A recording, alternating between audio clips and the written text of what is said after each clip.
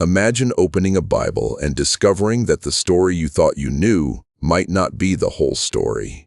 Imagine that behind the familiar pages of Genesis and Exodus, there existed another, ancient voice, one that claimed to reveal details hidden between the lines of Scripture, a voice that spoke of angels measuring time, of heavenly records where history was already written, and of laws that existed long before Moses climbed Mount Sinai. Tonda. That voice comes from a mysterious ancient text known as the Book of Jubilees. And for centuries, most of the Christian world never heard its story. The book was left out of the Bible used by most churches, is quietly set aside, while the familiar scriptures took their place. Yet in one corner of the world, the Ethiopian Orthodox Church preserved it, copying and reading it as sacred scripture. To them, it was not a forgotten legend. It was part of the story of God's relationship with humanity. And that raises a fascinating question. Plend, why would a book that claims to explain the earliest chapters of the Bible disappear from most of Christianity? What did it contain that made it so controversial?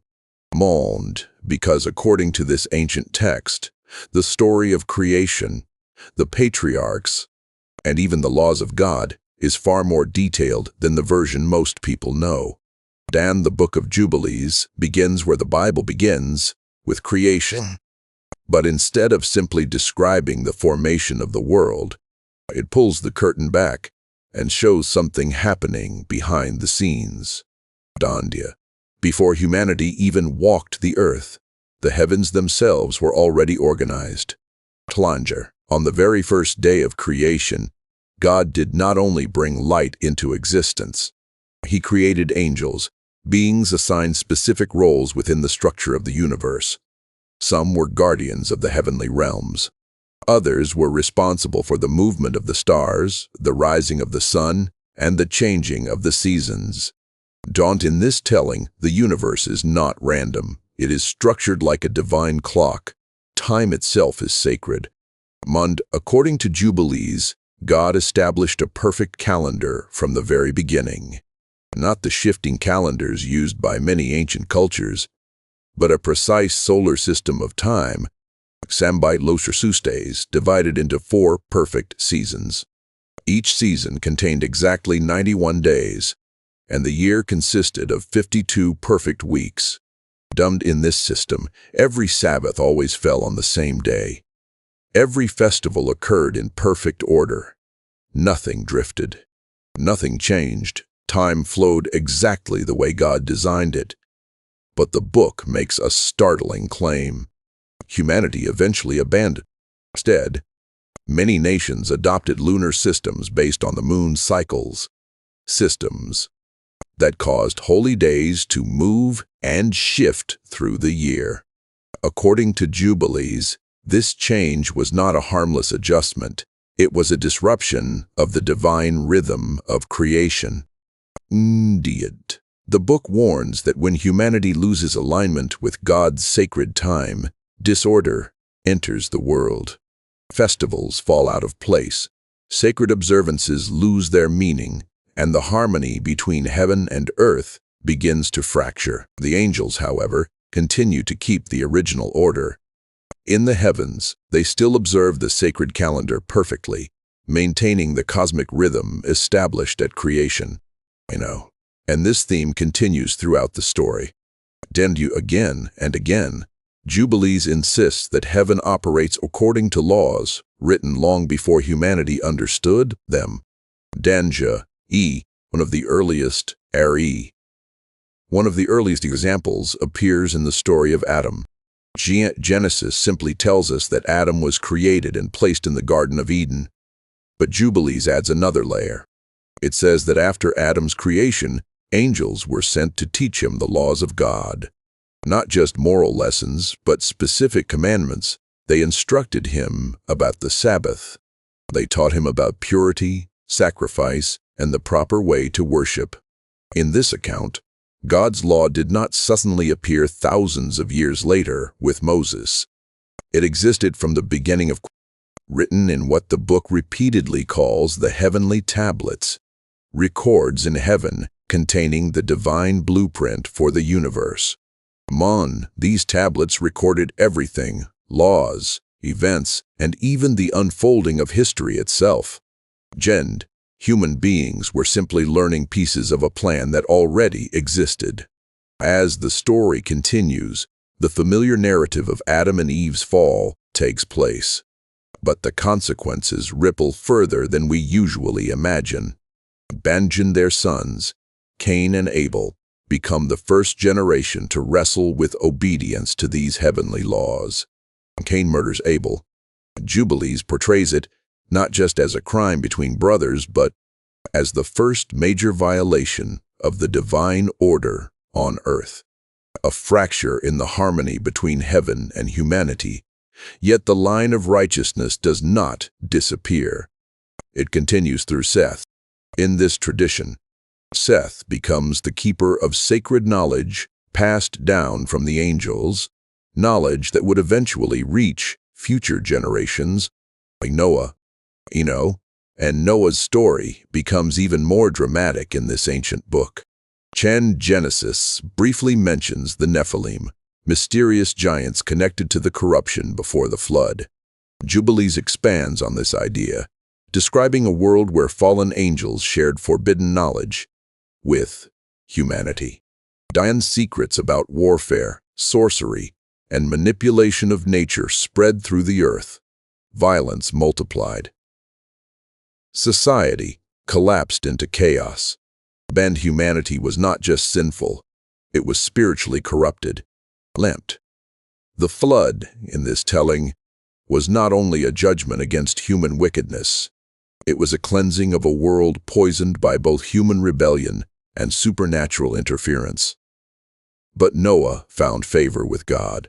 And after the waters receded, a new covenant was established. God instructed Noah in laws of purity and sacrifice, commands that echoed the same ancient instructions given to Adam long before. The pattern was clear. God's laws were not inventions of a later age. They were ancient truths, preserved through righteous generations. And this brings the story to one of the most fascinating figures in biblical history, Abraham. Genesis introduces Abraham as the man called by God to leave his homeland and follow a divine promise. But Jubilees rewinds the story even further. In Genesis, their births are described through the complex relationships between Jacob, Leah, Rachel, and their servants. But Jubilees insists that their births happened according to a precise divine timetable. Each son was born at a specific moment determined by God. Their destinies were already written in the heavenly tablets. These 12 sons would not simply become tribal leaders. They would become guardians of God's laws, responsible for preserving the sacred covenant through generations. Among them, 2 tribes would rise to special prominence. Judah would become the line of kings. Levi would become the tribe of priests. And this was no accident. According to Jubilees, Levi's priesthood had already been established in heaven long before the priesthood was formalized under Moses. The tribe of Levi was destined to stand between God and the people, mediating through sacrifices and sacred rituals. Every tribe had a role, every generation had a purpose. And every event in history, according to this mysterious ancient book, was unfolding according to a divine script written in heaven long before humanity ever saw it. And then the story shifts to Joseph, the beloved son who would eventually change the destiny of an entire nation. Most people know the story. Joseph's brothers, jealous of their father's favoritism, sell him into slavery. He is taken to Egypt, where through hardship and faith, he eventually rises to become second in command of the most powerful empire in the region. But Jubilees tells the story differently. In this version, Joseph's betrayal was not just a family tragedy.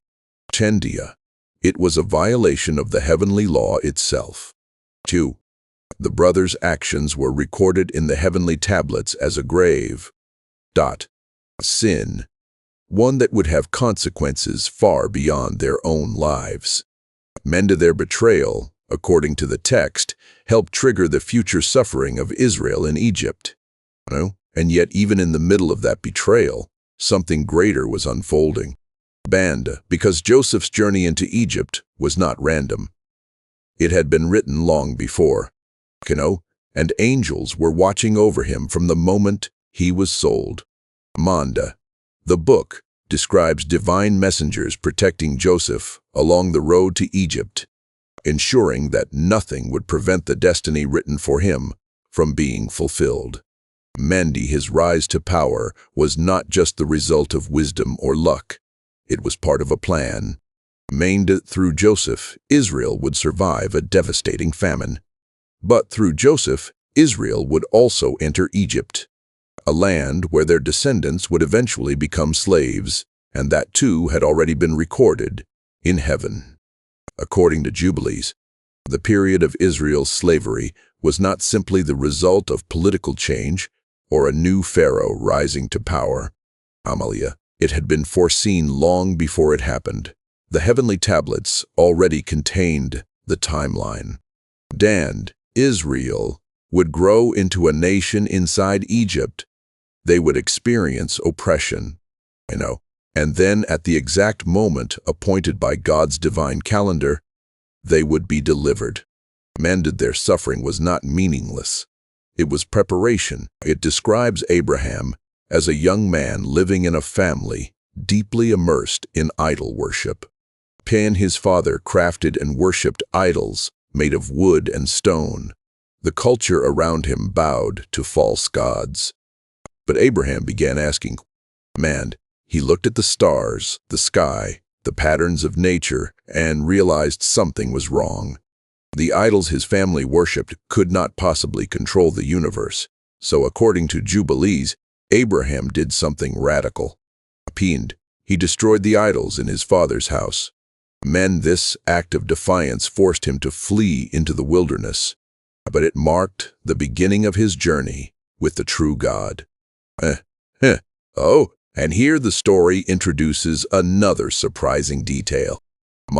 Jubilees claims that Abraham already knew many of God's commandments long before Moses ever existed. He observed the Sabbath. He offered sacrifices according to divine instruction. He followed laws that later appeared in the Mosaic covenant. Where did these laws come from? The book says they were revealed to him by angels and recorded in the heavenly tablets. In other words, the laws given at Mount Sinai were not new. They were ancient laws finally being written down for an entire nation.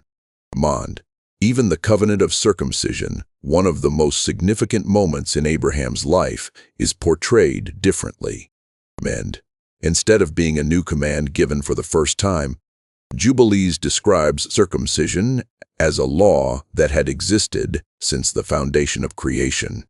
It was already written in heaven as an eternal sign of the covenant between God and his people. Abraham was simply rediscovering something that had always been part of the divine order. Then comes one of the most dramatic tests in the Bible, the moment when Abraham is commanded to sacrifice his son, Isaac. In Genesis, the story is already powerful, but Jubilees adds another dimension to the scene. It introduces a spiritual adversary named Mastema. Mastema functions as a testing figure, similar to the role Satan plays in the story of Job. According to Jubilees, Mastema challenged Abraham's faith and suggested that God test him. The trial was not just about Abraham and Isaac. It was part of a cosmic conflict between forces of righteousness and rebellion. As Abraham raised the knife, heaven watched. And at the final moment, an angel intervened, proving that Abraham's loyalty to God was stronger than any temptation placed before him. Linda.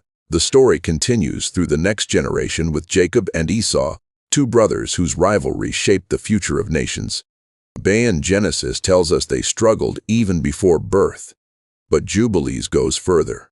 It describes their destinies as already known in the heavenly records. Jacob was chosen to carry the covenant forward. Esau, on the other hand, would become the ancestor of nations that would eventually oppose Israel. Their personal conflict was part of a much larger pattern unfolding across history. In this worldview, the lives of individuals are woven into a cosmic narrative where the fate of entire nations is tied to divine purpose. And as Jacob's story unfolds, the birth of his 12 sons takes on new meaning. A crucible that would shape them into a people ready to receive the law that had existed since the beginning of time. But even during this dark period, Jubilees describes something happening behind the scenes. The struggle between Pharaoh and Israel was not only political, it was spiritual.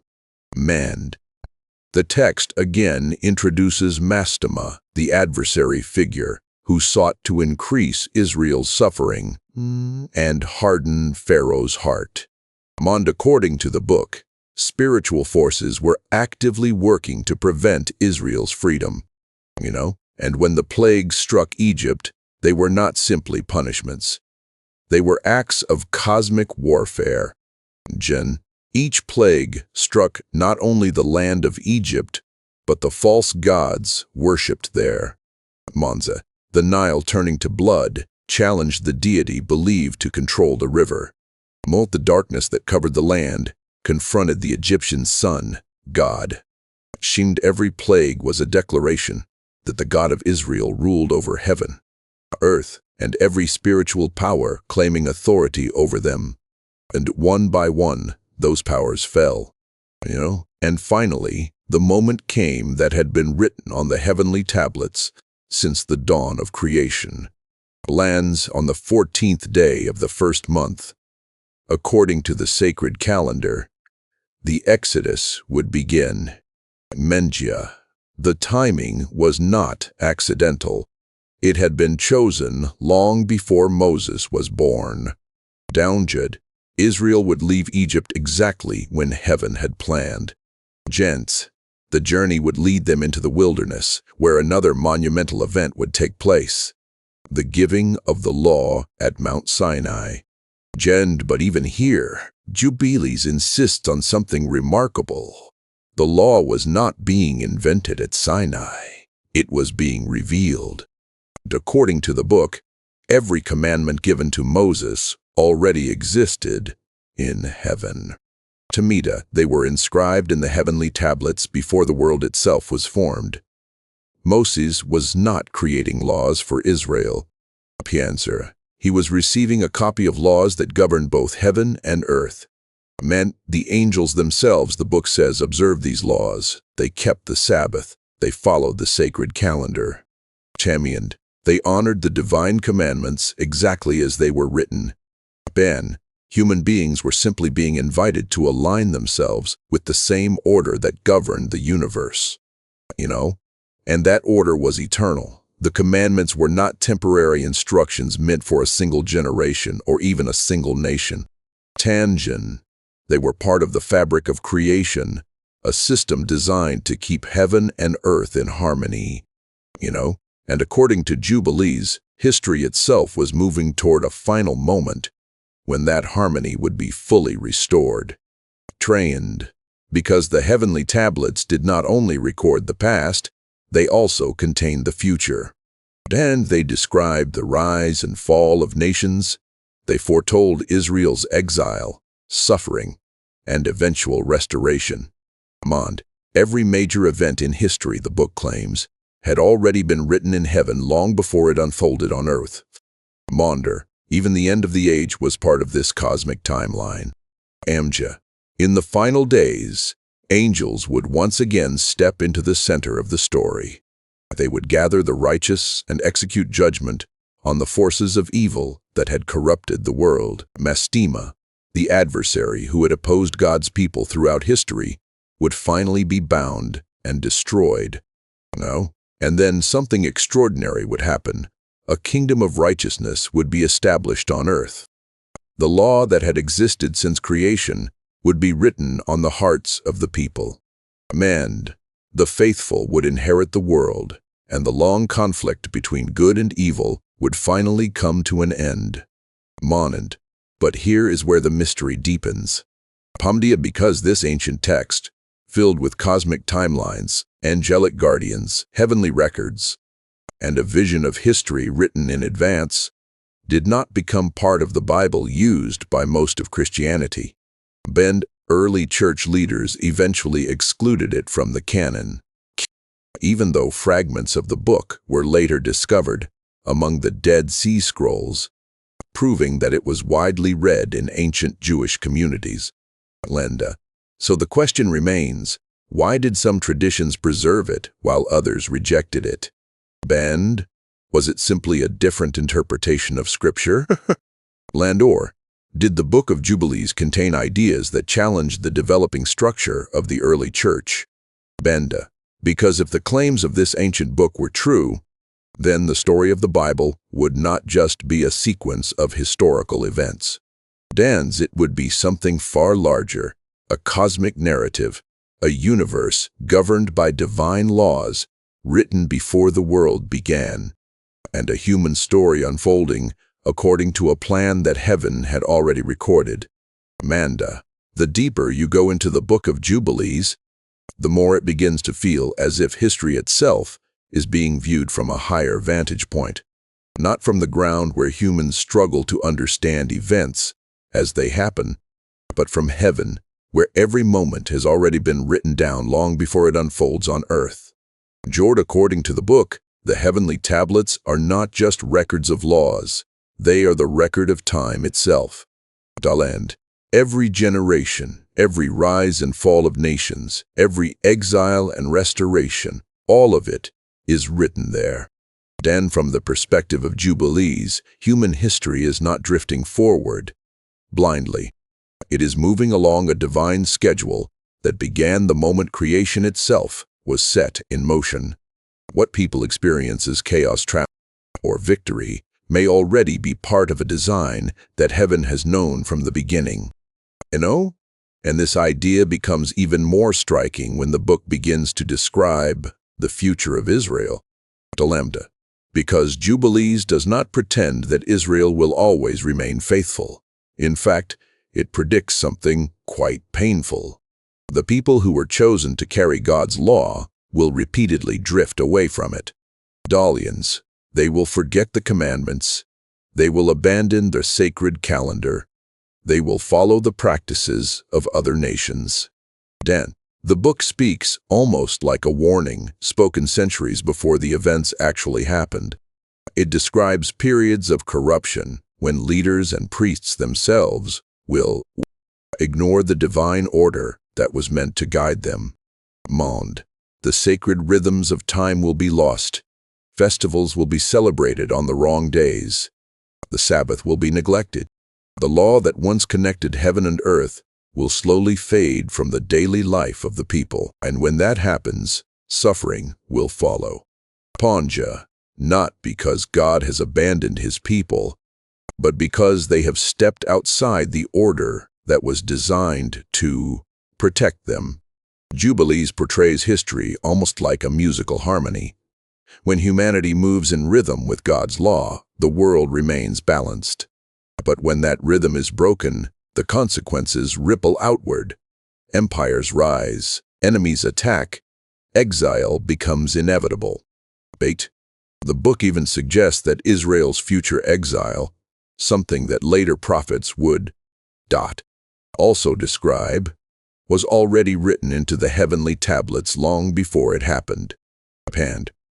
Yet the tone of Jubilees is not hopeless, because the same heavenly record that predicts rebellion also predicts redemption. According to the book, there will come a time when the people begin to remember. Again, a generation will rise, that turns back to the commandments that were given at the beginning. They will rediscover the sacred structure of time, the festivals, and the laws that had been neglected. And when that happens, something remarkable will occur. History itself will begin to shift. The book describes a great turning point when the hearts of the people soften again toward God. They begin to seek righteousness instead of corruption. The law that had once been forgotten begins to live again among them. And as their obedience returns, the world itself begins to heal, violence decreases, life becomes longer. Peace slowly returns to the land.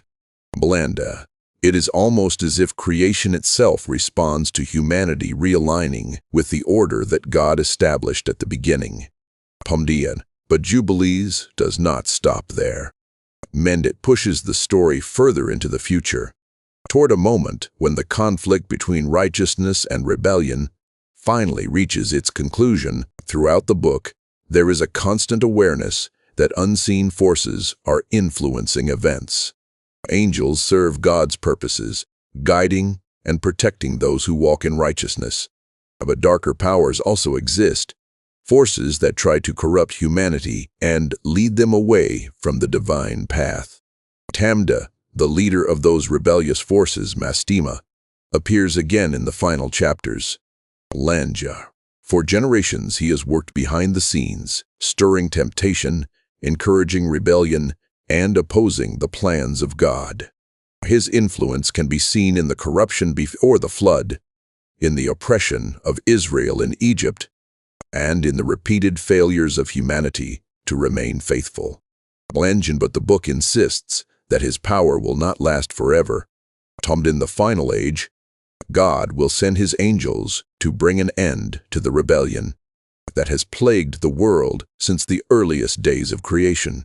The righteous will be gathered together, separated from those who have chosen wickedness, and Mastema himself will be bound. The spiritual forces that once corrupted the world will lose their influence. For the first time since the beginning, the world will no longer be divided between obedience and rebellion.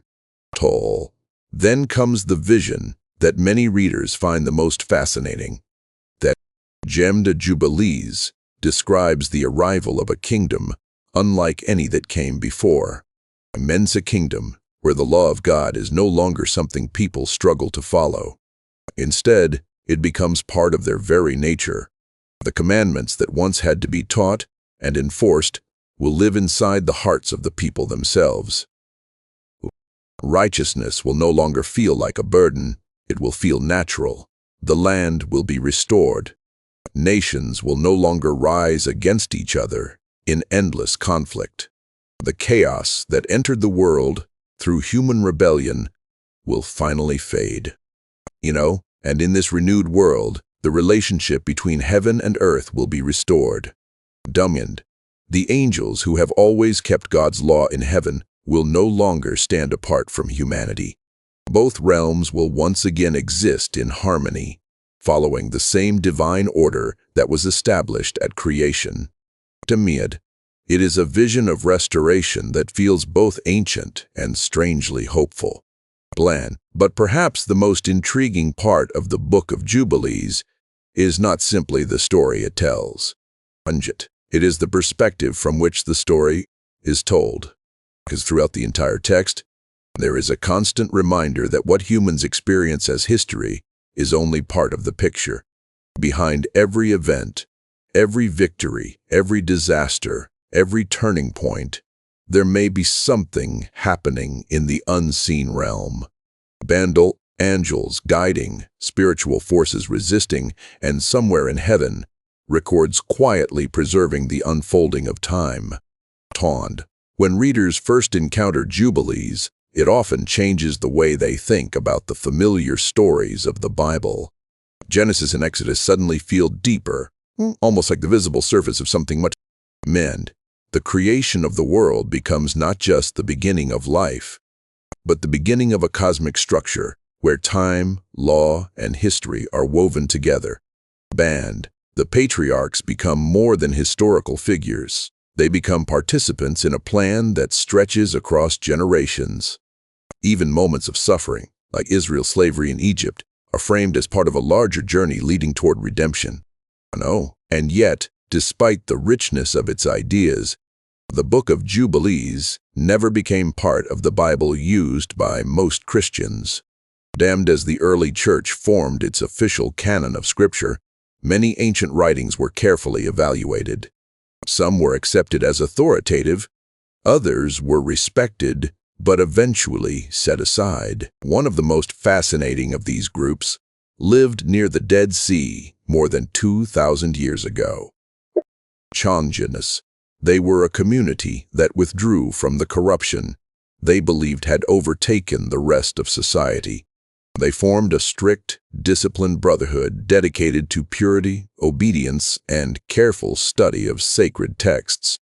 They believed that the world around them had fallen out of alignment with God's order, and that only a faithful remnant remained committed to preserving the truth. These were the people now known as the Qumran community. When the Dead Sea Scrolls were discovered in the caves surrounding their settlement, scholars were astonished to find that the Book of Jubilees appeared again and again among the manuscripts. In fact, it was copied so frequently that it seemed to be one of the most valued texts in their entire library. To them, Jubilees was not just an interesting interpretation of Genesis. It was a guide to understanding history itself. They believed the heavenly tablets described in Jubilees were real, that God had already written the timeline of the world. According to their worldview, the rise of empires, the corruption of nations, and the suffering of the righteous were all part of a divine schedule that was steadily moving toward a final moment of judgment and restoration. Jubilees ended up in that second category. Over time, it disappeared from the biblical collections used across Europe and the Middle East. Only in Ethiopia did the tradition survive, where the book continued to be copied, read, and treated as sacred. For centuries, most people assumed it had simply vanished. Then, in the mid-1st century, something incredible happened. In the caves near the Dead Sea, archaeologists uncovered one of the most important discoveries in biblical history, the Dead Sea Scrolls. Among those ancient manuscripts were fragments of the Book of Jubilees. Suddenly, scholars realized that this mysterious text had once been widely known in the ancient Jewish world. The community that lived near Qumran copied it again and again, treating it as an important explanation of biblical history. It had not been a forgotten legend. It had been part of the intellectual and spiritual environment in which many early biblical ideas developed. And that discovery reopened the question that still fascinates historians, theologians, and curious readers today. If the Book of Jubilees was once so influential, if it was read by ancient Jewish communities, if fragments of it survived alongside some of the oldest biblical manuscripts ever discovered, then why did it slowly disappear from the Bibles used by most of the world? Was it because of its strong emphasis on the solar calendar? Was it because it presented angels as mediators of divine law? Or was it because its vision of heavenly tablets and predetermined timelines raised theological questions that later traditions were not comfortable answering? The truth is, no single explanation fully solves the mystery. But one thing is certain. The Book of Jubilees offers a glimpse into how ancient believers understood the relationship between heaven, earth, and time itself. A universe where angels watched over the movement of the stars, where laws were written before the world began, where history unfolded according to a cosmic calendar known only to heaven. And where humanity's greatest challenge was not simply survival, bend, but learning once again how to live in harmony with the divine order that had always been there. Kino, and as strange as it may sound, some of the ideas hidden inside this ancient text begin to echo in other unexpected places across history. Because long after the Book of Jubilees faded from most Bibles, traces of its worldview continued to appear in ancient Jewish writings, early Christian debates, and even in the mysterious communities that preserved some of the most fascinating religious manuscripts ever discovered. Communities that believed the end of the age was approaching, and that the secrets of heaven were slowly being revealed to those who were willing to look deeper. And that is where the story becomes even more intriguing. Because once you begin tracing the ideas found in the Book of Jubilees, you start noticing something surprising. Its worldview did not simply vanish when the book disappeared from most Bibles. Instead, many of its themes quietly continued to circulate through ancient religious communities, especially among groups that believed they were living in the final chapters of history. This idea shaped the way they lived their lives. They were extremely careful about observing the calendar described in Jubilees. Unlike many other Jewish groups of the time who followed lunar cycles, the Qumran community followed the solar calendar that Jubilees insisted was ordained by God. And for them, this was not a minor disagreement about dates. It was a matter of faithfulness. If the festivals were celebrated on the wrong days, they believed humanity had fallen out of harmony with the divine rhythm of creation itself. So they separated themselves from the temple leadership in Jerusalem, convinced that the priests there had abandoned the true calendar and were therefore performing sacred rituals at the wrong time. Intensity of that conviction. Group of people living in the desert, convinced that they alone were preserving the correct structure of time that heaven itself followed.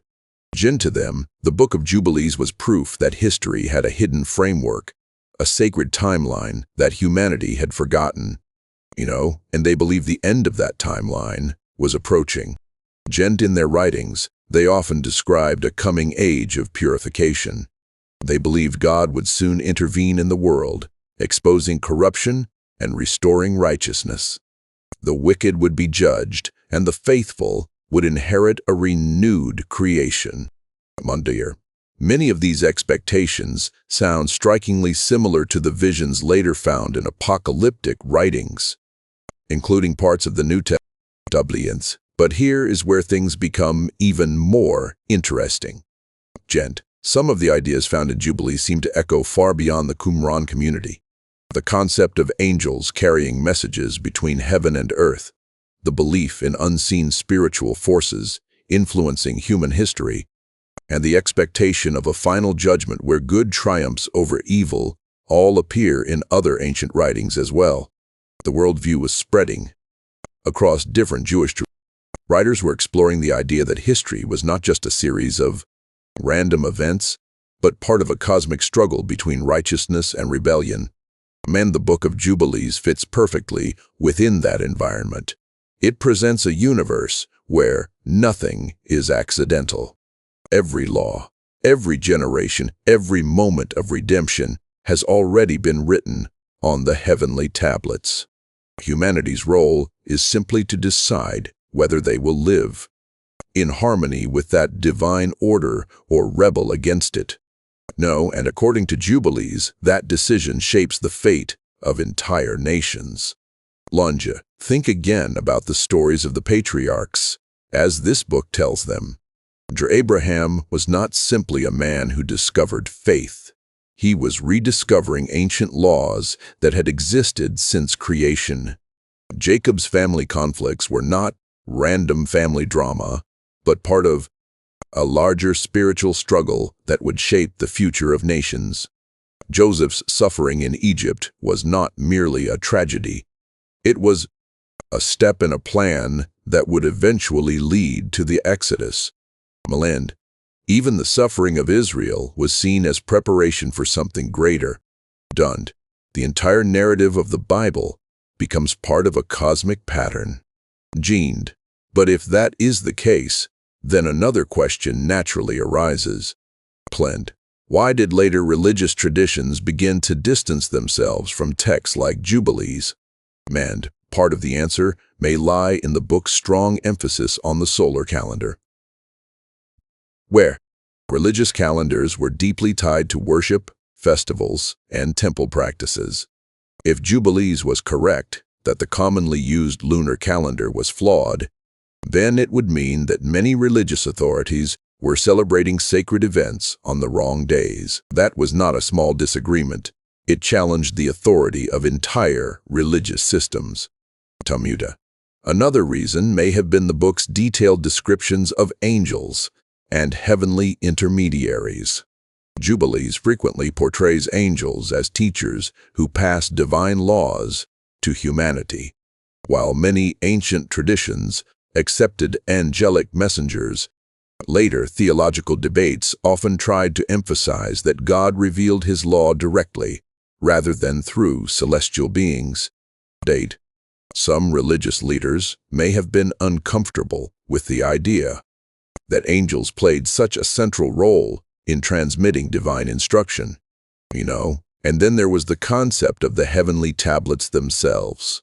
The idea that history was already written in heaven raised difficult philosophical questions. If every event had already been recorded, how much freedom did humans truly have? Were people freely choosing righteousness and rebellion, or simply acting out roles that had been predetermined? These kinds of questions could easily spark debate, especially as different communities tried to define their understanding of divine authority and human responsibility. So gradually, as biblical canons were formed and traditions developed, the Book of Jubilees was left outside the official collection of texts used by most of the Christian world. Yet the book never completely did. Mondi in Ethiopia, generations of believers continued to read it, preserving a version of the text that might otherwise have been lost forever. Their tradition maintained that Jubilees was an authentic part of sacred history, a companion to Genesis that revealed deeper layers of the story. And centuries later, when the Dead Sea Scrolls were discovered, the ancient fragments found in the caves confirmed that Jubilees had once been widely respected in the ancient Jewish world. Manja. It had not been a fringe curiosity. It had been a serious theological work that helped shape the way many early believers understood creation, law, and history. Today, the Book of Jubilees still fascinates historians, theologians, and readers who are curious about the forgotten corners of biblical tradition. Domblians. Some see it as a valuable window into ancient Jewish thought. Others see it as a symbolic narrative that expands on biblical themes. And for many people, it raises deeper questions about how sacred texts were chosen, preserved, and passed down through generations. But perhaps the most captivating part of Jubilees is the way it invites readers to imagine the world differently.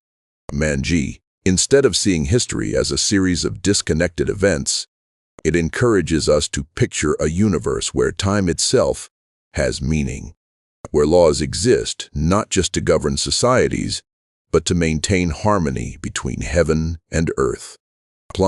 Where every generation stands at a crossroads between obedience and rebellion. And somewhere beyond the visible world, a record of everything, past, present, and future, rests within the mysterious heavenly tablets. The book leaves us with an image that is both humbling and thought-provoking. Human beings often believe they are writing the story of history. But according to the vision of Jubilees, the story may have already been written. And we are simply living out the chapters. Yet even within that cosmic script, one question remains open for every generation. Will humanity continue drifting away from the divine order that was established at creation? Or will there come a moment when people once again rediscover the rhythm of heaven and step back into alignment with the design that was written from the very beginning?